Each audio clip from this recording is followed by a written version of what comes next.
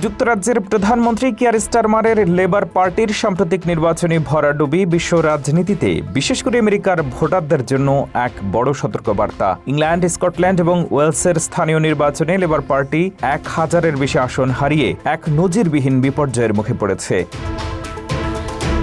সাধারণ শ্রমজীবী মানুষ স্টারমারের বামপন্থী এজেন্ডা, উন্মুক্ত সীমান্ত, অতিরিক্ত জনকল্যাণমূলক ব্যয় এবং বিতর্কিত নেট জিরো নীতিকে সজোরে প্রত্যাখ্যান করেছেন। পরিসংখ্যান বলছে স্টারমারের শাসনামলে ব্রিটেনে অপরাধের হার উদ্বেগজনকভাবে বেড়েছে।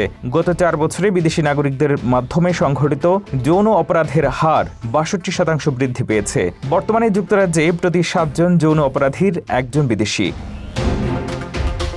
অর্থনৈতিকভাবেও ব্রিটেন বিপর্যয়ের মুখে, কারণ ইতিহাসে প্রথমবারের মতো দেশটি আয়করের চেয়ে জনকল্যাণ বা ওয়েলফেয়ার খাতে বেশি ব্যয় করেছে। এছাড়া নিজস্ব তেল গ্যাস উত্তোলনে অনীহা দেশটিকে জ্বালানি সংকটের মুখে ঠেলে দিয়েছে। সবচেয়ে বড় বিতর্ক তৈরি হয়েছে স্টারমারের দৃষ্টিভঙ্গি নিয়ে। সাধারণ মানুষ যখন অভিবাসন নিয়ে উদ্বেগ প্রকাশ করেছেন, তিনি তাদের উগ্র ডানপন্থী বলে আখ্যা দিয়েছেন। এর ফলে ভোটাররা বিকল্প হিসেবে নাইজেল ফারাজের রিফর্ম ইউকে দলের দিকে ঝুঁকেছেন।